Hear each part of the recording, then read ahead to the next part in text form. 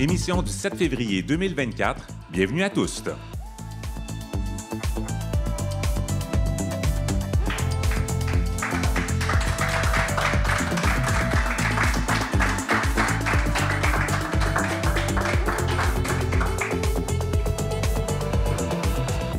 Kim Roy-Grenier au microphone aujourd'hui pour lancer notre saison hiver-printemps. Nous vous présentons une émission spéciale en direct de la ville de Québec. Bonsoir, public à Québec. Content d'être avec vous. Nous sommes au café, au Saint-Suave Librairie Café dans le quartier Saint-Sauveur. Merci à la propriétaire, Cynthia Bureau, de nous accueillir. Nous aurons d'ailleurs l'occasion de lui parler en fin d'émission.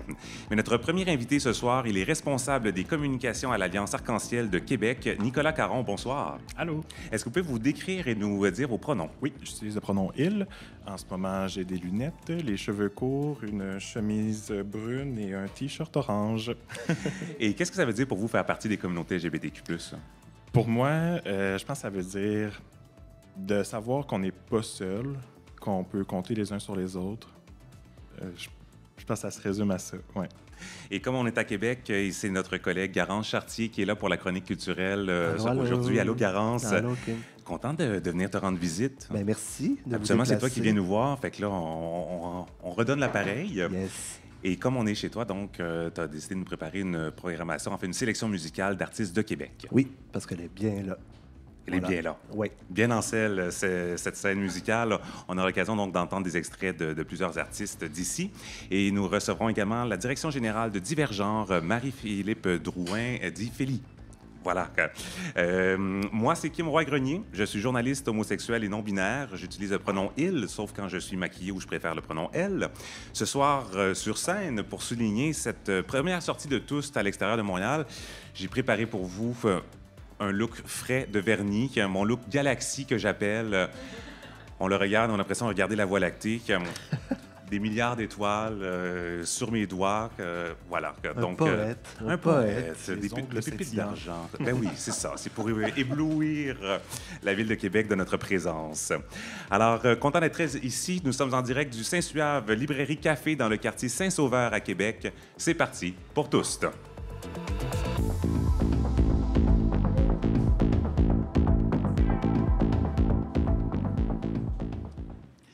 L'Alliance Arc-en-Ciel de Québec milite depuis 20 ans cette année. C'est bien ça, 20 ans cette année, bon anniversaire. Merci. Pour la défense des droits des personnes issues de la diversité sexuelle et de la pluralité des genres. Elle organise aussi la fête Arc-en-Ciel qui a lieu chaque année à la fin de l'été. Nicolas Caron est responsable des communications de l'organisme. Rebonsoir, Nicolas. Allô. Alors, on a eu un automne quand même assez chargé, assez mouvementé. Il y a eu beaucoup de manifestations, de contre-manifestations. Il y en a eu à Québec aussi. Ensuite, on nous a garroché un comité de sages qui a été quand même assez mal accueilli dans le milieu. Dans quel état est-ce que vous commencez 2024? Je dirais... je vais le dire en anglais, on est primé. Motivé? Oui, ça donne beaucoup du feu à la mobilisation. Je dirais peut-être que ces événements-là ont allumé une étincelle d'activisme et de mobilisation ou ont même rallumé la flamme de certaines personnes. Donc, oui, on est prêt à affronter ce qui va arriver pour cette année. Donc, vous l'avez remarqué que ce sentiment de mobilisation, est-ce que c'est très institutionnel? Est-ce que c'est très organisé? Est-ce que c'est très spontané? Comment se vit cette espèce de regain d'énergie-là ou de militantisme-là? C'est une très bonne question. Un peu de tout ça? Oui, vraiment. Je pense que c'est assez organisé à Québec. Beaucoup d'organismes qui prennent en charge cette mobilisation-là. Puis aussi, les communautés sont assez mobilisées. On se soutient, je pense, tout ensemble, puis c'est ça l'important. On est à Québec, c'est là où se trouve l'Assemblée nationale. Les députés provinciaux sont pas très loin. Vous avez développé à l'Alliance Arc-en-Ciel une collaboration quand même au fil des années avec les différents gouvernements qui se sont succédés. Là, ça fait 5 ans que la CAQ est au pouvoir.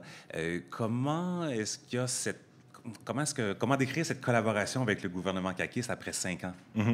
Je tiens à dire, c'est pas parce qu'on collabore qu'on est nécessairement en accord avec les positions du gouvernement. Donc, la collaboration se fait quand même bien. On est présente lorsque nécessaire. Par exemple, à l'automne dernier, lorsque Alex-Frédéric Mignot a fait sa grève de la faim, on était avec la ministre Biron à discuter, à représenter les intérêts d'Alex-Frédéric. Donc, je pense que la collaboration est à l'écoute. Oui. Oui. Avec les élus. Oui. Il y a quand même, l'automne dernier, là, j'en ai parlé un tout petit peu plus tôt, ce comité de sages chargé d'étudier les questions de diversité de genre, bon, très mal accueilli dans la communauté, on ne va pas se le cacher. Pour pallier le manque de représentation sur le comité, le gouvernement a nommé le Conseil québécois LGBT pour agir comme chien de garde tout au long des travaux. Ça n'a pas semblé leur rassembler beaucoup de gens. Et là, depuis, il y a quand même eu des nouvelles informations qui ont sorti sur les membres qui forment le comité, notamment des liens avec... Enfin, on a remis en question la neutralité des membres en raison de liens passés avec des groupes transphobes ou parce qu'on a repéré des propos transphobes que ces membres du comité ont eu dans le passé. Cette semaine, il y a un collectif qui a lancé la campagne « Nous ne serons pas sages » et il demande la dissolution du comité. Donc, avec tous ces événements dans les 2 derniers mois, est-ce qu'il faut encore donner la chance aux coureurs? Moi, je dirais que oui. Le Conseil québécois est là quand même pour représenter les intérêts de ses membres, des communautés. Par contre, moi, ce qui m'inquiète, c'est le fait de pelleter tous les enjeux dans ce comité-là. Tout ce qui est par rapport à la mention du marqueur X, là, c'est on attend le rapport, on attend 2025. Donc, nous, le but, c'est de faire avancer les droits, pas de les faire stagner. Donc là, ça, c'est quand même assez inquiétant que le gouvernement ne prenne pas nécessairement position tout de suite sur ces intérêts-là. Et de toujours repousser. Ouais. Mais à ce moment-là, donc, s'il faut donner la chance aux coureurs, à quoi, qu'est-ce qu'on peut s'attendre ou qu'est-ce qu'on doit exiger si on leur laisse la chance de faire ces travaux-là? Bien, je pense que dans la mission du comité, c'est de recenser tout ce qui se fait dans plusieurs ministères. Donc, ben, peut-être que ça peut être intéressant de voir qu'est-ce qui se fait, qu'est-ce qui se fait pas. Puis, d'écouter aussi les communautés. Le Conseil québécois est là pour représenter. Puis, je crois que la collaboration se fait quand même bien.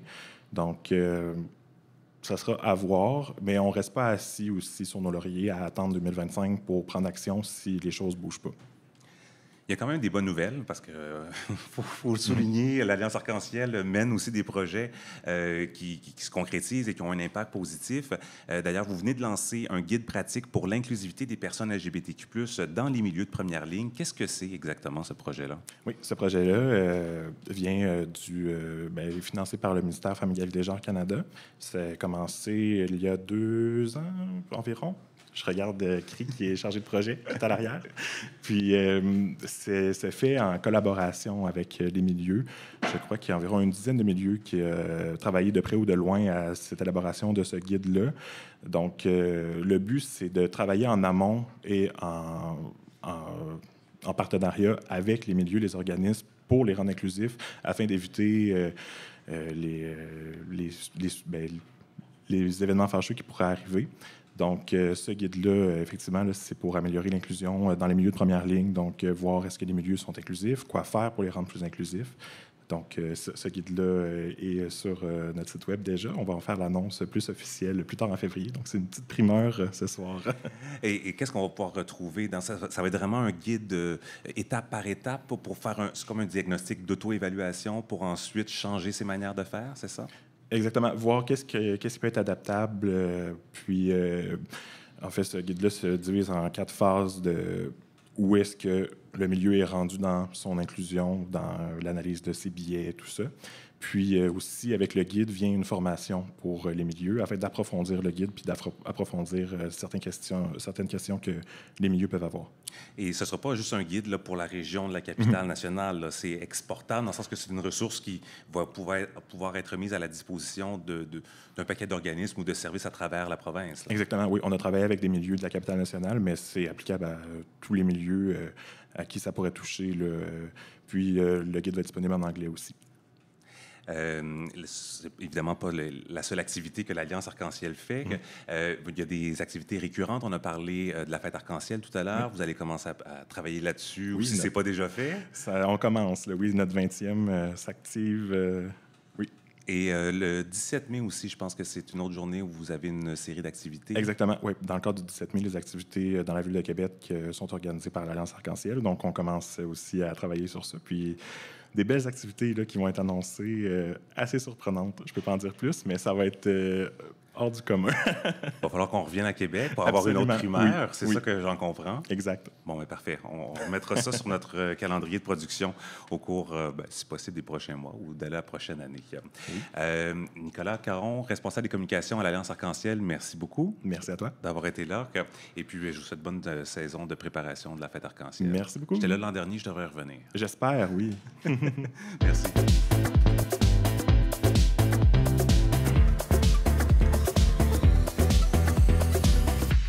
Voici maintenant un résumé des nouvelles nationales et internationales. Pour réclamer le marqueur X sur les cartes de la Régie de l'assurance maladie du Québec et de la Société d'assurance automobile du Québec, Alex-Frédéric Mignot est de nouveau en grève de la faim depuis le 30 janvier. Et elle avait mis fin à sa grève de 12 jours en décembre dernier après avoir reçu des garanties du gouvernement du Québec sur des avancées prochaines. Mais elle soutient que le gouvernement a fait un virage à 180 degrés en repoussant l'entrée en vigueur du marqueur X après les travaux du comité de sages, soit en 2025. Elle dénonce que cet autre report est idéologique plutôt que logistique, puisque autant à la Société de l'assurance automobile du Québec, on dispose des moyens nécessaires pour émettre un permis de conduire avec le marqueur X.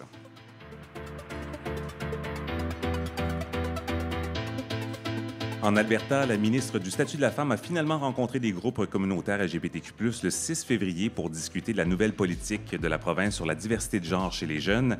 Elle affirme vouloir poursuivre le dialogue avec les communautés sans toutefois préciser quelle forme prendront ces consultations. Le gouvernement fait face à une levée de boucliers depuis l'annonce des changements.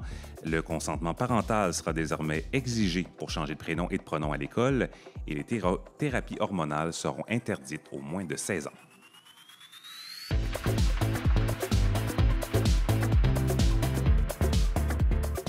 Et aux États-Unis, les communautés LGBTQ+ se mobilisent pour faire échouer une autre mesure antidiversité, cette fois en Indiana. Le procureur général de l'État a lancé cette semaine un formulaire en ligne que les parents peuvent remplir pour signaler les écoles qui enseignent les questions LGBTQ+. Selon le site LGBTQ Nation, en seulement 24 heures, les militants LGBTQ+ ont inondé le site de même pour faire dérailler l'initiative, comme ce fut le cas dans les États du Missouri et de la Virginie.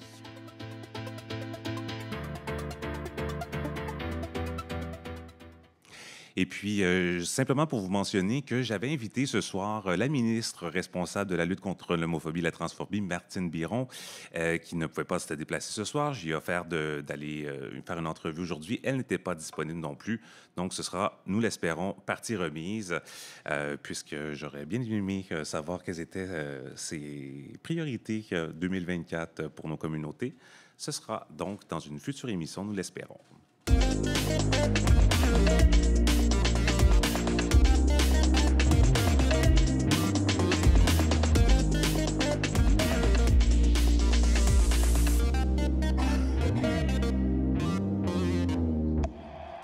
C'est l'heure de la chronique musicale avec Garance Chartier. Bonsoir, Garance. Allô, Kim. Allô. D'abord, est-ce que tu peux te décrire pour les auditeuristes qui nous écoutent en son seulement? Depuis le dernier épisode, je me suis fait couper les cheveux. Donc, je suis rendu cheveux courts. Je suis habillé dans un hoodie vert brillant avec un petit foulard au cou. Étincelant, ce chandail. Étincelant. Quand tu es rentré tantôt, j'ai tout de suite remarqué et mentionné. Il faut arrêter de dire que les paillettes, c'est pour Noël et les soirées chic. Les paillettes, c'est pour toujours. J'ai appris ça tantôt quand tu es arrivé. Yes. Je vais commencer à sortir mes chandails plus souvent. J'en ai quelques-uns. Donc, ce soir, vu qu'on est chez vous à Québec, tu nous présentes des artistes d'ici. Tu as quitté Montréal il y a quelques années quand même. Donc, ça fait ici, tu es arrivé ici il y a quelques années. Comment est la scène musicale à Québec pour les artistes LGBTQ+?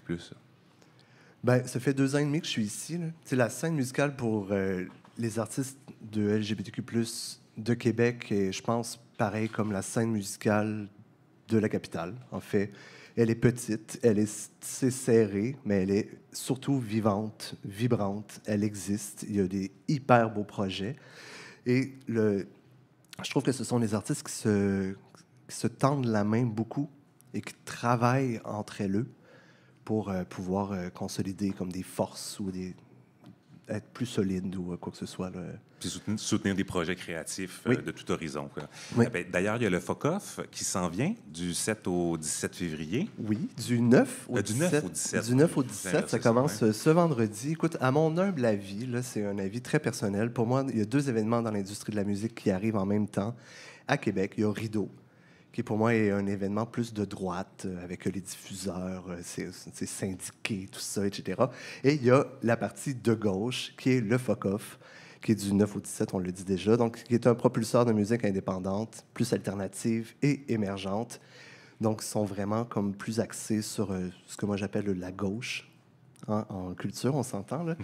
Donc, le FOCOF existe en 3 volets, en fait, en plus que volets, mais 3 volets principaux. Le premier, c'est un volet vitrine, qui est des pros d'ici et d'ailleurs, donc une délégation de la Belgique. Là, je regarde ici parce que Joanie est dans la salle qui s'occupe de tout ça.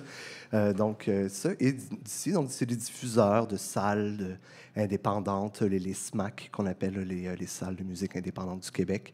Tout ça qui viennent découvrir en vitrine des artistes émergents. Donc, tu as le volet vitrine, le volet spectacle. Donc, c'est un festival. Donc, qui dit festival dit présentation de spectacle. Fait que j'ai épluché un peu là, dans la programmation pour trouver un peu là, des exemples des artistes des communautés.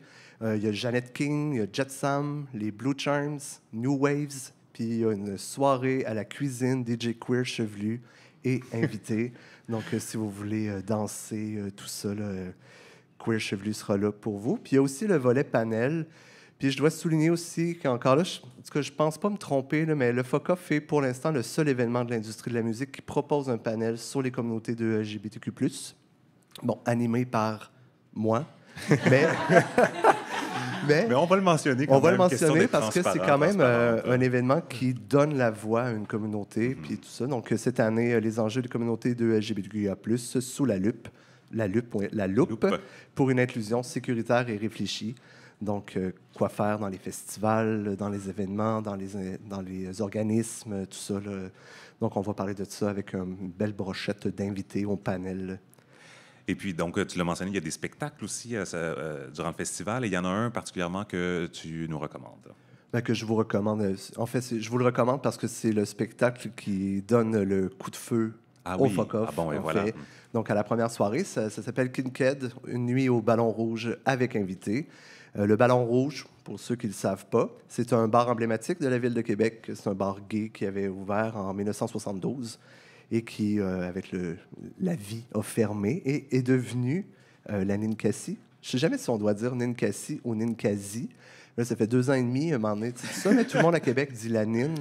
Fait que je me suis jamais vraiment posé plus de questions. Mais c'est là qu'on retrouvait des soirées disco très enflammées. Fait que c'est vraiment l'image que Kinked a envie d'amener cette soirée-là, donc costumé dans les années 70-80, disco, c'est le temps de porter des paillettes, même si c'est pas Noël, vos pattes éléphants, tu sais, comme votre poil de shag, là, c'est le temps de le mettre si vous en avez, c'est de le mettre, c'est comme si ça se fait s'y mettre. Ça doit s'acheter quelque part. Je pense que oui, il y a dû voir ça, aller se compte le compte. Bon. Mais, donc ça, et il y a des invités, les invités, il y a Juliane, il y a Igéane, qui est une drague de la ville de Québec. Il y a Claudia Tom.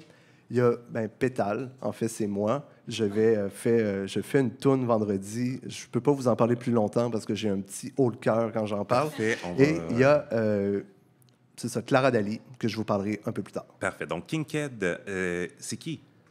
Kinked, c'est un groupe à la base pop-rock, justement à saveur disco. Surtout avec la musique qui s'en vient, c'est des frères jumeaux. Alors, Kinked, c'est leur nom de famille. Moi, je trouve qu'entre Adelphes, ils ont un timbre qui vraiment comme fit ensemble plus que jamais. Là. Ils ont vraiment des timbres. Ils chantent les deux en solo, les deux s'harmonisent. Puis quand tu te fermes les yeux, tu ne sais plus qui chante quoi, puis qui harmonise qui.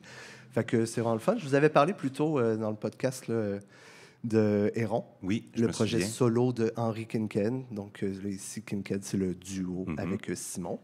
Fait qu'ils s'en viennent avec un deuxième album qui s'en vient en 2024. Puis, 2 singles qui viennent de sortir le 26 janvier dernier. Le premier single qui s'appelle « Où es-tu, Henry ?» et l'autre qui s'appelle « Penthouse ». Puis, on écoute un extrait de « Où es-tu, Henry ?»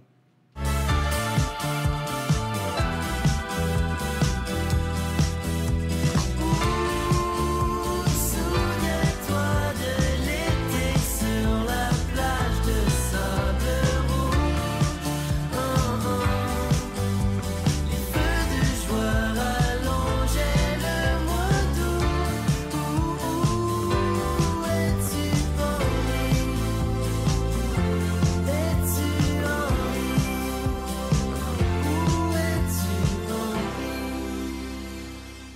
vois arriver sur le dance floor avec des pantalons cargo, puis Ça donne envie, de danser. mes petits brillants sur mon chandail.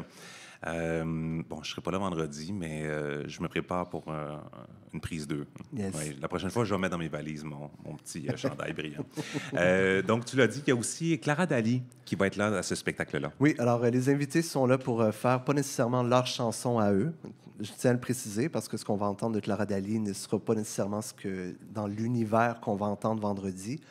Clara Dali, qui est une artiste de Québec que j'aime beaucoup. En fait, tous les artistes que je parle, c'est des artistes que j'aime beaucoup. Elle est dans le R&B, dans le soul, dans le jazz, très électronique. C'est chaud, c'est feutré, ça groove, c'est groundé. Ça s'écoute clairement, la lumière tamisée OK. avec un petit bouton détaché. Elle a une très, très belle voix. Elle mélange les sons électroniques et des sons plus organiques comme le piano, le violoncelle, tout ça avec des rythmes assez langoureux.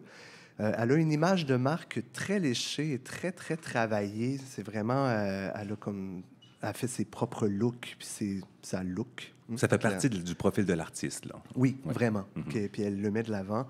Il y a un EP à venir en 2024. On ne sait pas quand. Moi, je l'attends. Il n'y a pas un matin que je me lève et que je me dis pas, c'est-tu aujourd'hui? Puis finalement, ben non, c'est pas aujourd'hui. Mais pour l'instant, je me rabats à ce single qui est sorti en 2023, qui s'appelle Rengaine. Et on en écoute un extrait. C'est la même rengaine, tous les jours, tous les soirs, c'est la même rengaine. Je n'ai jamais su qu'il attend sa potence. Le sourire gercé par les lèvres, sans masque il n'a plus tard. La vérité lui perce l'âme, il est s'efface dans le désert. Heureusement que j'ai un chandail et non pas une chemise. Je comprends ce que tu voulais dire. Donc, tu as maintenant une primeur à nous présenter Oui, pour le prochain artiste. Moi, je serais content de cette primeur-là. J'avais envie de parler de ce projet-là. C'est un projet, il n'y a rien de sorti encore, donc c'est vraiment... on est vraiment dans la primeur, là. C'est un projet de l'autoriste, compositoriste, interprète Mellow Spear qui arrive avec un projet qui s'appelle Lavande. Alors, c'est rock, c'est pop, ça mélange les genres musicaux. J'avais envie de dire prog, mais non, en fait, c'est pas prog, mais ça mélange beaucoup de genres, tout ça. À la première écoute, moi, la première affaire qui m'est venue en tête quand j'ai écouté, j'étais comme, c'est un mélange de Kate Bush puis de Jean Leloup. Puis là, je pensais jamais Tout dire un mélange. ça, tout un mélange. Oui. Mais je pense que Kate Bush, ça vient vraiment de la voix soprano, qui a un très beau registre utilisé aussi. Donc, on est dans les très, très hautes notes, mais aussi les notes basses. On a vraiment un bel aperçu de son registre. Donc, ça, dans le fond, toute la mélodie du début, les harmonies, m'ont ramené vraiment à Running Up That Hill de Kate Bush, là, qu'on a découvert, surtout toute la nouvelle génération avec Stranger Things. Oui, Mais, redécouvert. redécouvert, oui. avec un album qui est sorti. Non, je me lance pas dans l'année, je suis pas assez sûr. Mais c'est quand même sur le premier album là, de Kate Bush. Elle avait 18 ans, donc tu sais, ça fait quand même longtemps. Là. Donc ça m'a ramené là. Puis tout de suite aussi, au premier couplet, on change de registre, on change d'octave. Puis là, j'étais comme, oh mon Dieu, on dirait le débit des mots parlés. Ça m'a ramené tout de suite à Jean Leloup, Malajube, le rock des années 2000.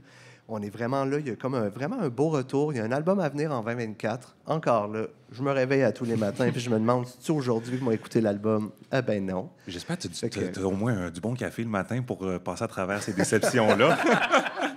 Bon, non, mais je vis pas dans le passé. Moi, Ok, tu sais, ok. j'avance, Ok. tout ça. Fait qu'on va écouter un extrait en grande primeur, une chanson qui s'appelle « Parti avec ton char ».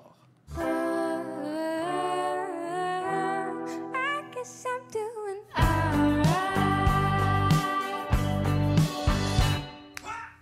Des fois un fantôme comme une scratch dans la nuit. Je suis parti avec ton char puis je suis parti avec ta veste. Mes pants tombaient, la vie continuait. Mission cerce au bâton, fuck it, on y retourne. Je sais pas, j'avais dit, j'ai vissé des vis dans tes fleurs. À quelle est on est fini? Des fois ça fait tellement de temps. J'adore ta référence à Jean Leloup parce que je l'ai entendu tout de suite aux premières paroles, effectivement. Je pense que ça doit être une question de génération. Moi, j'ai ramené ça à Jean Leloup, puis d'autres mondes ramènent ça à Malajube. Ah. Perso, Malajube, ça a passé un peu tout droit là, dans mon adolescence. J'étais pas là. Fait que j'ai jamais vraiment écouté Malajube. Fait que Mais Ça, Jean mais Leloup. les gens qui ont écouté Malajube me disaient que ça les ramenait à Malajube. Et puis, oui, donc tu voulais, ou c'est parce qu'on en a encore à oui. présenter, que c'est tellement de créativité à Québec. Yes. Ben, tu voulais terminer en nous présentant une découverte que tu as Oui, mais c'est une découverte pour vous qui ne le connaissez pas encore. C'est pas une découverte pour moi Ah, parce bon. que je l'aime beaucoup. C'est un artiste qui s'appelle Larme. Je l'aime parce que c'est vraiment une personne trans qui l'affirme, qui l'affiche, qui en parle. Ses textes sont hyper personnels. C'est vraiment touchant. C'est une voix qui se démarque par son timbre. C'est une voix aussi qui groove. Je trouve que c'est un groove vocal qui s'invente pas. Tu l'as ou tu l'as pas. Lui, il groove, qu'est-ce que tu veux. Et quand tu vas le voir en show, une de sa spécialités, puis ce qui est comme vraiment le fun et qui fait beaucoup de bien, c'est qu'il fait beaucoup d'impro. Donc, Musical? Oui. Il parle des petits riffs de guitare, puis il se met à nous composer des petites tunes. Pas mal tout le temps, ça accroche. Fait que je l'aime vraiment beaucoup. Je tenais à vous en parler, mais son répertoire se trouve là, sur Spotify, ce qui est sorti. C'est un peu R&B, c'est soul, c'est parfois proche du rap aussi, dans le débit, tout ça. Donc, c'est vraiment tout ça. Puis il est ici ce soir. C'est la première fois que je fais une chronique avec l'artiste dont je parle, qui est comme direct dans ma face. Fait que j'espère que tout ce que j'ai dit fait ton affaire. Mais j'aimerais ça qu'on écoute un extrait de sa chanson « Maladie ». Je crois que j'ai dans la tête une sorte de maladie, hey, hey. Celle qui n'a jamais vraiment été ta meilleure amie, tu sais. J'en ai croisé des tas, mais jamais comme moi. Oh, combien de fois ma dignité a été bafouée par votre cruauté de petit normé. J'étais la bête de foire, bon ami pour un joint ou juste pour un soir. Mon épaule lourde de vos pleurs et mon cœur lui vidé de toutes vos rancœurs, En tout cas, j'ai vu un sourire sur son visage quand tu parlais, donc je présume que ça s'est bien passé. Je voudrais juste terminer en disant que la musique à Québec, elle n'a rien à envier avec la musique d'ailleurs. Point. Faut venir la découvrir ici. Yes! C'est des propos qui résonnent dans le public. Bien, merci beaucoup, Garance. Merci. Et puis, on te souhaite, et à toute la population de Québec et des personnes qui vont venir de l'extérieur, un bon fuck-off. Merci, c'est gentil. On prend une petite pause musicale, le temps de changer les invités sur scène et on vous revient. Yes.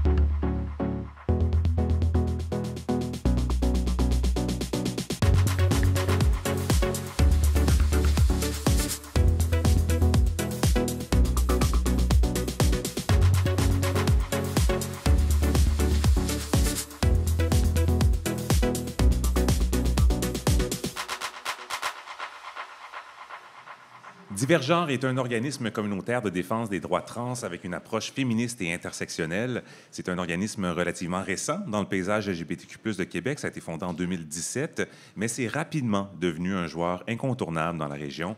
Nous en parlons avec la direction générale de l'organisme Philly. Bonsoir, Kim. Bonsoir. Ah oui, on s'est pas vu. Non, ben, on s'est parlé avant. J'allais dire rebonsoir parce qu'on se parle depuis un On petit bout. s'est vu à travers un écran Zoom. Là. Oui, c'est vrai que cette semaine et la semaine passée. Donc, Philly, est-ce que tu peux te décrire pour nos auditeuristes et nous partager tes pronoms? Me décrire, je me décrirais comme une petite butch urbaine et colorée. Cheveux bleus, Cheveux turquoise, turquoise. et gilet fleuri. avec un peu de turquoise. L'agencement est là. Quoi. Écoute, je suis tellement fashion de friperie, là. Et tes pronoms? J'utilise le pronom yel avec les accords alternés. Et qu'est-ce que ça veut dire pour vous de faire, faire partie des communautés LGBTQ+. Ça? Pour moi, c'est d'avoir un sentiment d'appartenance dans un univers où appartenir à un groupe est difficile quand le mépris social est ambiant. Et vous commencez à être LGBTQ+, et vivre à Québec. C'est particulier. J'ai l'impression que c'est les deux extrémités. C'est-à-dire?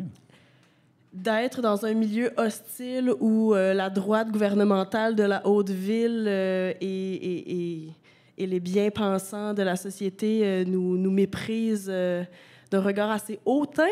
Et d'un autre côté, faire partie d'une petite communauté tissée extrêmement serrée qui file au quotidien comme une petite famille anarcho-queer. Dont une partie est ici ce soir, si je Écoute, j'ai si l'impression que je comprends. pourrais faire un open house chez nous, puis ça ce monde-là qui serait là. Ça ressemblerait.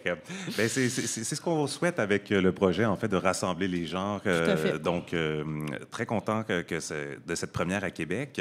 Revenons à Divergenre. Comment s'est né ce projet-là en 2017? En 2017, Divergence, c'était une volonté de créer des activités, des services, mais surtout une représentation qu'il n'y avait pas dans les autres organismes. En fait, c'était de combler un trou de service, tout simplement. Donc, c'est un petit groupe de personnes trans, majoritairement des personnes non-binaires qui ne se voyaient pas représentées et qui ont tranquillement fait des actions par et pour afin de faire sortir de l'isolement les personnes qui ne se retrouvaient pas dans la capitale nationale. Et donc, rapidement, je le disais, ça a commencé tout petit, mais vous avez grandi rapidement. Vous avez multiplié les collaborations. Vous avez, entre autres, co-créé la table de concertation des organismes LGBTQ+ de Québec. C'était en octobre 2020. Mais, bon, les moyens, même s'ils ont augmenté, restent limités. C'est un défi quand même important pour Divergenre. C'est un défi de tous les jours. C'est d'ailleurs le défi numéro 1. Si je vous donne une idée, là, la première année où ce que Divergenre a reçu du financement en 2019, on pouvait compter sur 8 000 quelques dollars et on a un budget annuel maintenant de 260 000. Oh, quand même. Et des poussières. Cela dit, il y a la majeure partie de ce financement-là, c'est du financement qui n'est pas récurrent. Et au 31 mars, on n'a rien devant nous. Donc, notre petite équipe de 4 personnes qui s'est construite avec le temps pourrait potentiellement redevenir une personne et demie dans 2 mois. Puis c'est quelque chose qui est particulièrement préoccupant là, pour l'équipe. D'ailleurs, dans le dernier appel à projet du plan de lutte contre l'homophobie et la transphobie, ça a été une critique qui a été relevée, comme quoi c'est encore un appel à projet et non pas un financement à la mission. Et ce qu'il y a de particulier en Divergenre, c'est que vous seriez éligible à un financement à la mission. Nous sommes éligibles. Vous êtes éligible. Nous avons été reconnus par le SACEC, qui est le secrétariat d'action autonome communautaire. Ça fait 2 ans qu'on fait notre demande et en 2023, on a reçu notre lettre de quoi nous étions admissibles. Donc, on répond à tous les critères. Théoriquement, le secrétariat devrait nous financer. Et leur réponse est malheureusement, ça fait des années qu'on n'a pas été bonifié, donc on n'a pas d'argent à vous donner. Alors, il faut patienter. Alors, il faut patienter en attendant un rehaussement du SACEC qui pourrait advenir dans 3 mois, 3 ans ou 30 ans. Qui sait? Bon, on va vous souhaiter que ça développe plus tôt que ça, mais en attendant, j'aimerais quand même qu'on parle de projets que vous avez menés. Il y en a un tout récent qui s'est terminé cette semaine. Bon, en fait, oui. pas terminé. Hier. Qui a eu lieu cette semaine. C'était un sommet sur le transféminisme et la violence genrée, lundi et mardi de cette semaine, donc les 5 et 6 février. Qu'est-ce qui en est ressorti? En fait, cet événement-là, c'est la conclusion, ou je dirais une grande étape dans un projet en 2 phases. Une première phase qui a été de monter... D'ailleurs, c'est un projet qui est mené par mon collègue Sam Asselin-Mailloux. Je ne prends pas le crédit pour son travail incroyable. Sam a une expertise sur la violence conjugale avec une lunette sur la transphobie dans des dynamiques de violence dans les relations intimes. Et donc, le premier volet était de créer une formation pour outiller les groupes en violence conjugale sur de quoi ça a l'air, la violence conjugale, quand il y a une personne trans dans une relation. La deuxième phase, la phase de cette année, ça a été de créer un espace pour que les différents professionnels puissent s'outiller, s'entraider et développer, partager des bonnes pratiques, donc vraiment une communauté de pratiques dans le milieu. Le sommet se voulait de partager les conclusions de cette communauté de pratiques-là et est devenu quelque chose d'encore plus grand où il y a eu différentes présentations, des panels. Je pense que ce qui en est sorti pour les groupes qui étaient là, c'est d'une meilleure compréhension des liens entre les luttes féministes et les luttes trans. En fait, une réflexion de quoi les luttes trans sont des luttes féministes. Et que dans une perspective de féminisme intersectionnel, le transféminisme est la voie toute tracée, la réponse à l'exclusion des personnes trans dans le milieu. Puis ça crée aussi énormément de solidarité, je pense. Les femmes cis ou les personnes cis qui ont assisté, c'est comme, OK, on a un rôle à jouer, puis on veut être plus proactif. Puis les personnes trans, de faire comme, OK, il y a quelque chose qui bouge, il y a quelque chose qui s'enclenche. Puis c'est ce qu'on voit, là, des nouvelles solidarités là, dans les derniers mois, dernières années qui se bâtissent sur ce plan-là. Mais parlons justement de féminisme, de transféminisme, parce que vous travaillez avec des organismes qui se déclarent féminisme. Vous leur parlez du transféminisme. J'aimerais ça qu'on prenne le temps d'un peu de parler de la différence entre les deux, puis pourquoi est-ce que pour vous, c'est le transféminisme la voie de l'avenir? En fait, on pense que c'est l'intersectionnalité dans le féminisme qui est la voie de l'avenir. Et ce qu'on apporte comme argument, c'est que les personnes trans sont des sujets du féminisme, pour la simple et bonne raison que la transphobie, c'est une violence basée sur le genre, au même titre que la misogynie. Évidemment, les violences ne se voient pas, ne se vivent pas de la même façon, mais elles sont de la même nature. Puis on amène les groupes féministes à se poser des questions comme est-ce que le féminisme, c'est l'égalité entre les hommes et les femmes, ou le féminisme, c'est l'égalité entre les genres? Est-ce qu'on veut un mouvement qui est identitaire ou un mouvement qui est idéologique? Est-ce qu'on veut un mouvement où tout le monde a la même identité ou on veut un mouvement où tout le monde a la même expérience la même volonté d'un monde sans violence basée sur le genre? J'écoutais parce que...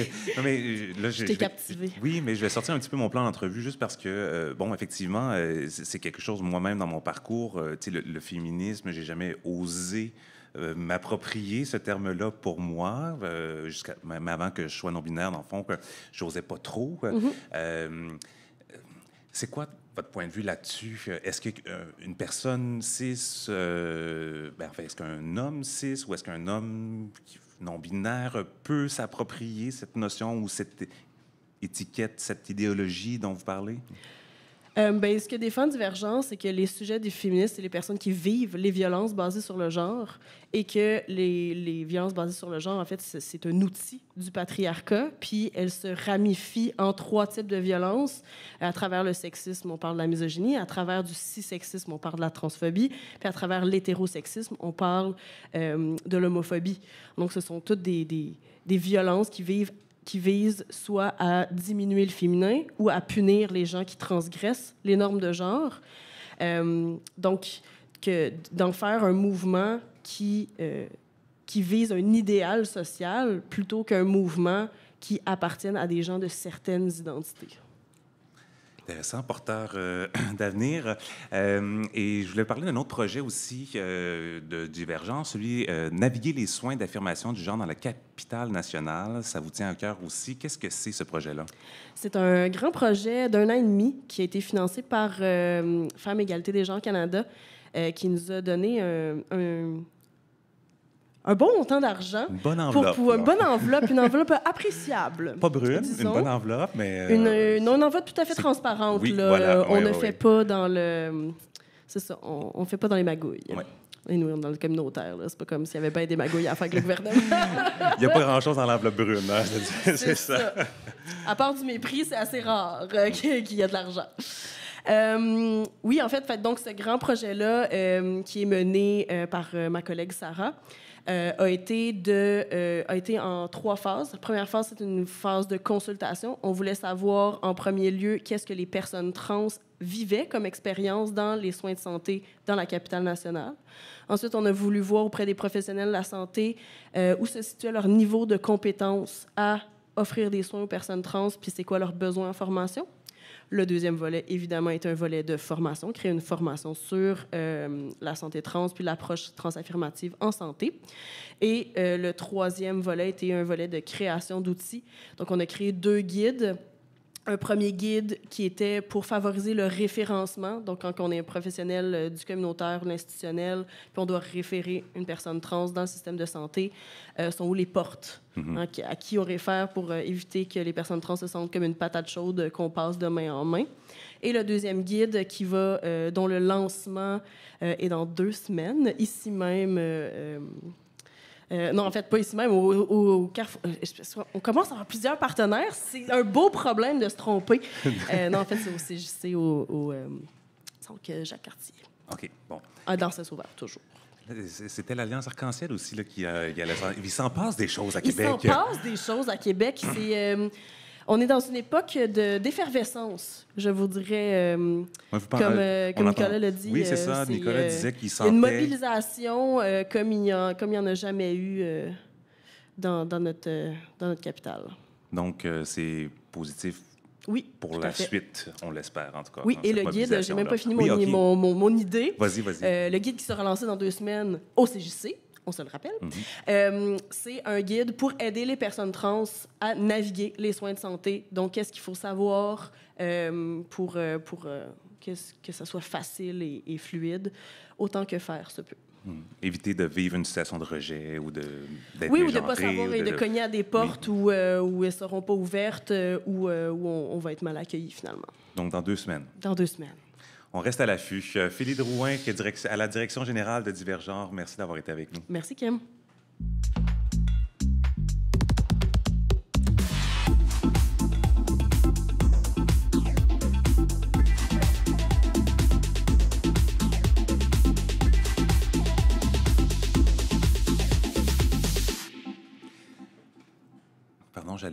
J'allais m'étouffer. La cerise sur le Sunday ce soir, celle qui nous accueille chez elle dans le café au Saint-Suave, librairie Café. Cynthia Bureau, bonsoir. Bonsoir. Est-ce que vous pouvez vous décrire et nous partager vos pronoms? Oui, donc mes pronoms sont elle et yel. Puis aujourd'hui, j'ai une casquette du Saint-Suave avec un T-shirt noir, des jeans et des espadrilles. Et qu'est-ce que ça veut dire pour vous de faire partie des communautés LGBTQ+? Et ça veut dire vraiment beaucoup de choses, mais ça veut dire surtout beaucoup d'entraide, de bienveillance, de solidarité, d'acceptation. Ouais. Je suis beaucoup dans les mots-clés ce soir-là. C'est parfait, ça résonne bien à l'écoute. Alors, le Saint-Suave Librairie Café a ouvert en quelle année? En 2019, fin 2019.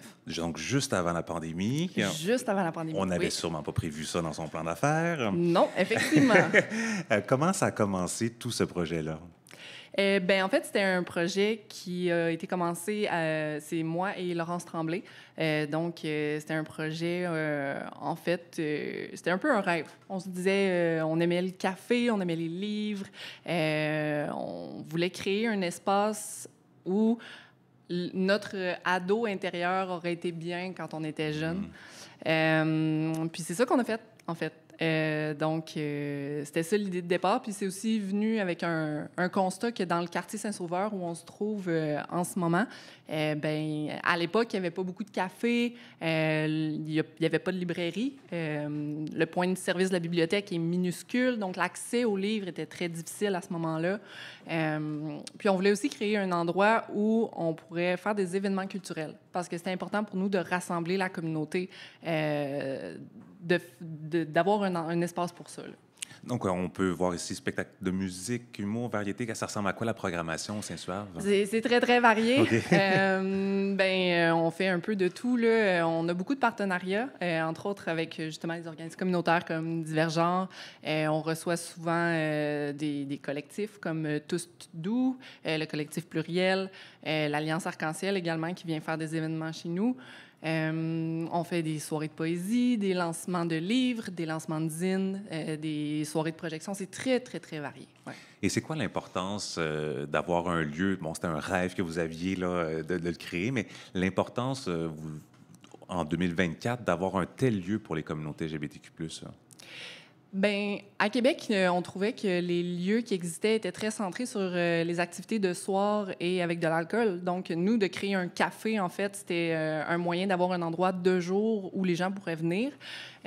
Puis d'avoir fait le choix de ne pas avoir d'alcool consciemment, justement parce que tout est très centré sur l'alcool. Donc, on voulait offrir quelque chose de différent, là. Fait que c'est ça. Parlons un peu d'entrepreneuriat.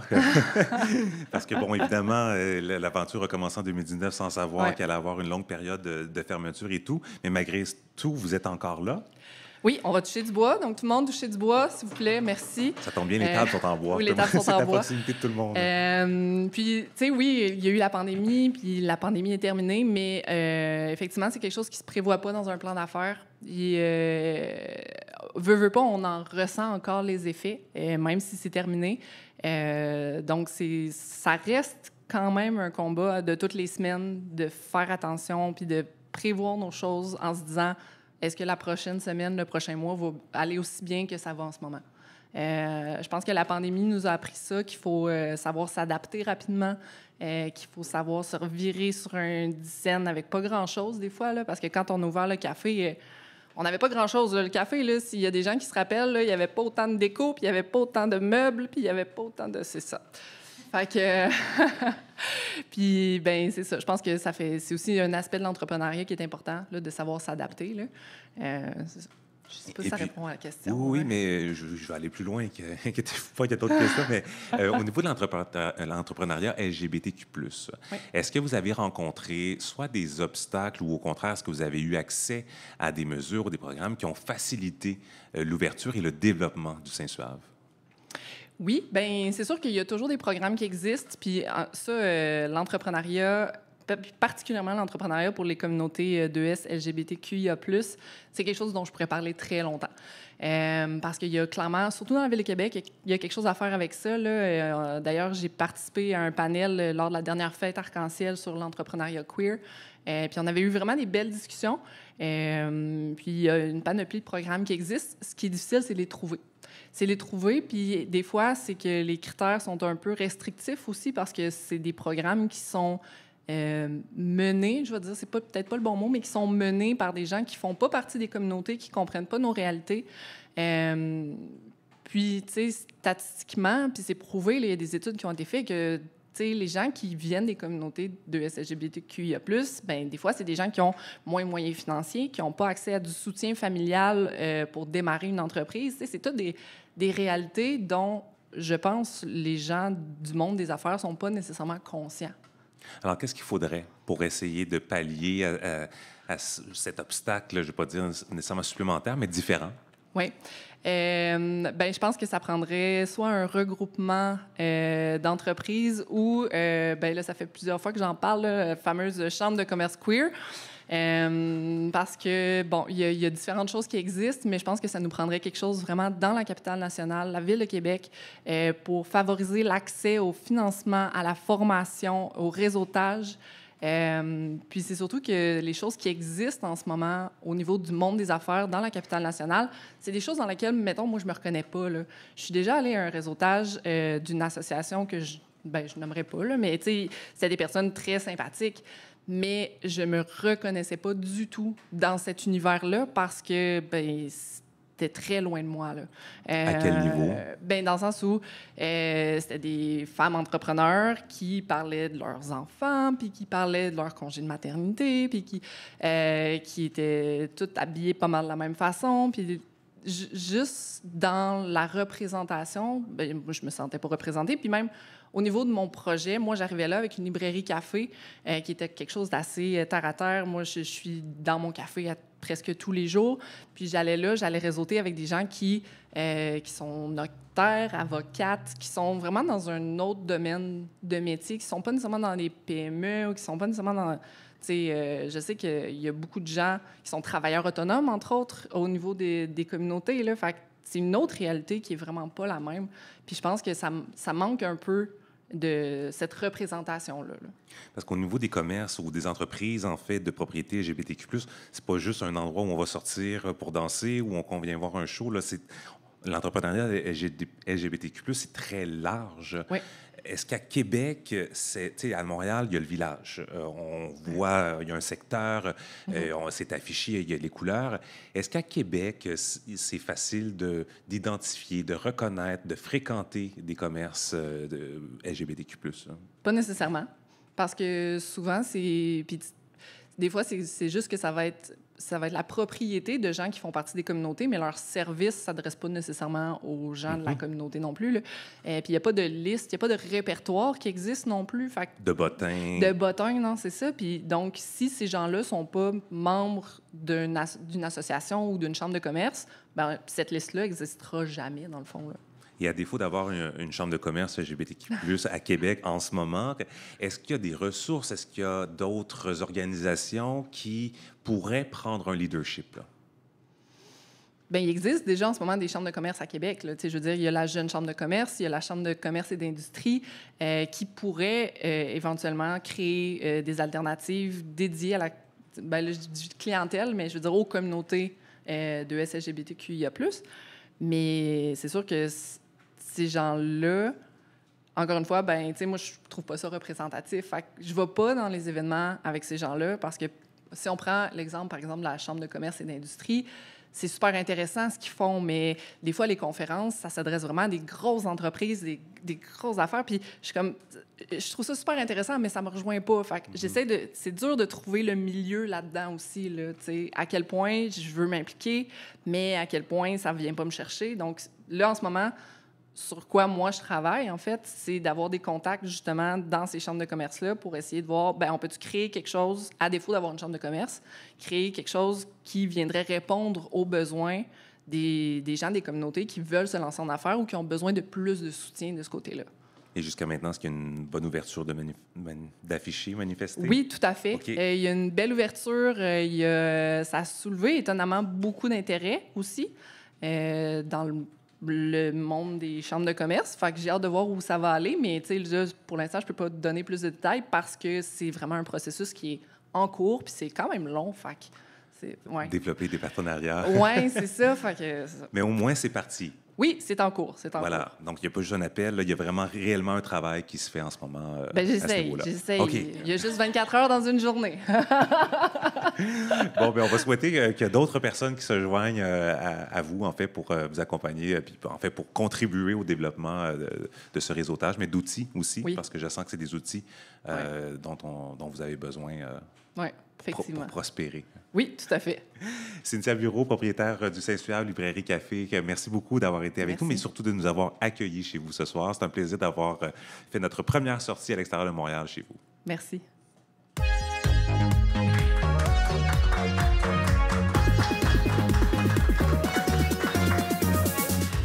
C'est déjà le mot de la fin que pour cette première sortie, eh bien, on est très content, très heureux que Cynthia qui s'en allait derrière son bar déjà servir du café. Pas tout de suite. Alors, elle remet ses écouteurs. Alors, n'hésitez pas à nous contacter si jamais vous avez un projet ou des nouvelles à partager. Ça nous ferait plaisir de vous recevoir à l'émission. On retourne à Montréal la semaine prochaine. Mes remerciements de la semaine, notre premier invité, Nicolas Caron, responsable des communications à l'Alliance Arc-en-Ciel de Québec. Philly Drouin, directeur général de Divergenre. Lou Perreno est à la technique, à l'interprète en langue des signes cette semaine, Amélie Gagnon. Et j'oubliais Garance Chartier à la culture, mais elle était là. Venez nous voir la semaine prochaine au Normandie, à Montréal. Écrivez-nous, que ce soit sur les réseaux sociaux, sur notre site Internet, courriel. Abonnez-vous à notre infolettre aussi. On aimerait ça lire vos commentaires, vos suggestions pour l'émission. Ici, Roy Grenier, au nom de toute l'équipe de Tous, merci d'avoir été avec nous. Je vous dis à la semaine prochaine, de retour au Normandie dans le village, mercredi, 19h. Merci et bonne semaine.